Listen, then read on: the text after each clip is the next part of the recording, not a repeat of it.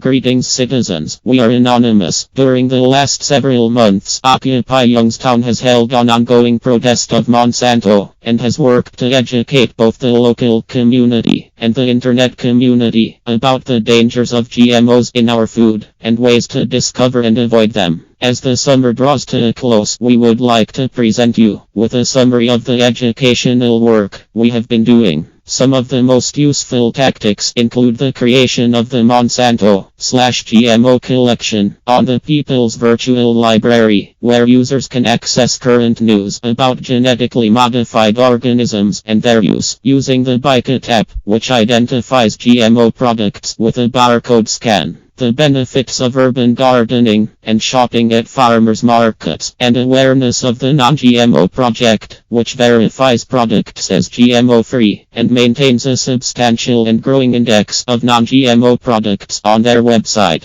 Following are highlights of the video interviews conducted by Occupy Youngstown as part of the Summer of Monsanto protest and GMO education. All video interviews have been collected as part of the Oral History Project on the People's Virtual Library, and the Monsanto/GMO collection will continue to be developed. In addition, several links to resources appear in the description below. Knowledge is power.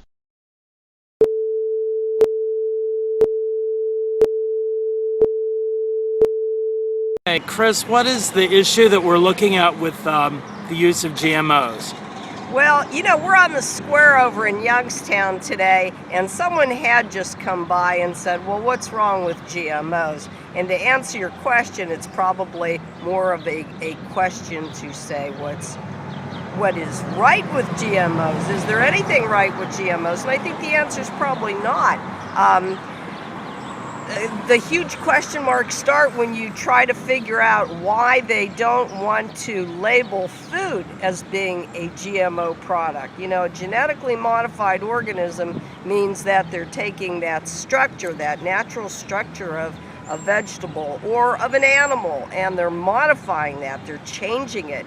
It's all about money. They're changing it so that they can improve their yield, so that they can make better, bigger, fatter animals to take to the slaughterhouse quicker, so that they can make quicker sprouting vegetables that will yield massive steroidal looking strawberries and potatoes and tomatoes. To me, it's like horrifying, because we don't know what's going on with that. It's like Frankenstein. It's opening up a can of worms. It's Pandora's box, everything all in one, just coming together and saying, what are these mad scientists doing?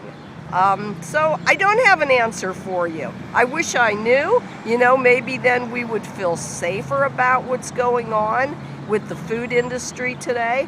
All I have to say is that it's Monsanto that is to blame. They're the big promoters of this now. And if you are smart, if you're savvy in the world today, you're going to boycott things that are genetically modified, and for sure you're going to shy away of anything made by Monsanto. Okay, thank you very much.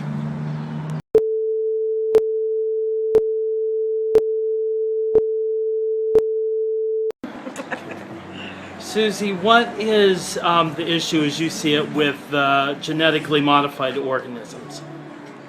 Well, the ability of large corporations to use genetically modified organisms in the food we eat, and also to write the regulations that allow them to do that, is a real problem. And the citizens need to look at this carefully and realize what is happening to our food supply, and call your legislators and talk and tell them that we do not want GMO foods. Okay, thank you very much.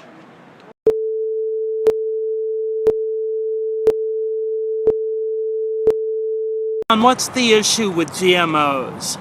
Well, it's the issue is we're getting food from labs, or we're getting food from farms, or if they turned our farms into labs. And I don't particularly care being a scientific experiment for big business.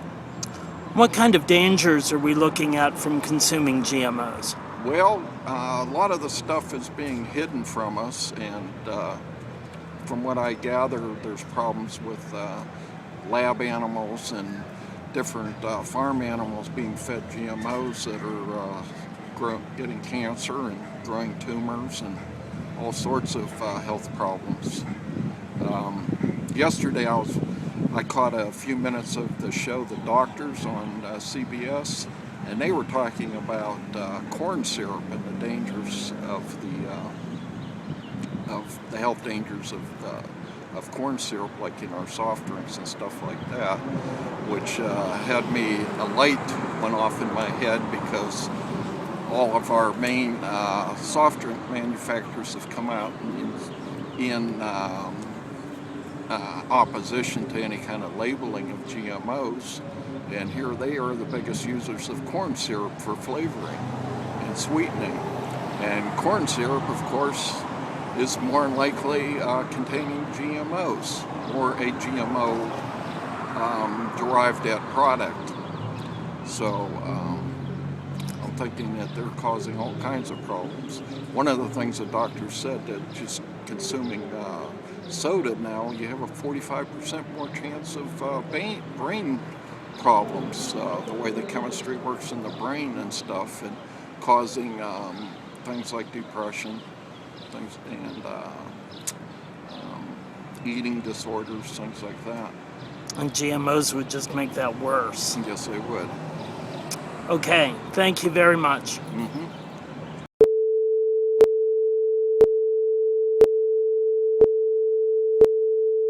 Joe, what do you think is important about GMO education? The important thing about GMO education is that everyone needs to know that this stuff is cancerous, that it's causing really severe health problems, and that there are ways to safeguard ourselves against it. We can, number one, download the Boycott app, which you can get for iPhone and for Android, and just go into grocery stores and scan everything that we buy, and we'll find out, based on the external database that the app will access. We'll find out what's GMO content and what companies have donated to prevent the labeling of GMOs. The list is just mortifying. Quaker, Naked Juice, Cashy, and also we can look at the non-GMO project, which provides a very detailed list of non-GMO items and has a very extensive verification process, so we can really believe them. They do on-site visits to all of the companies. They do major examinations. They do major documentation. So it is possible to protect ourselves from these things.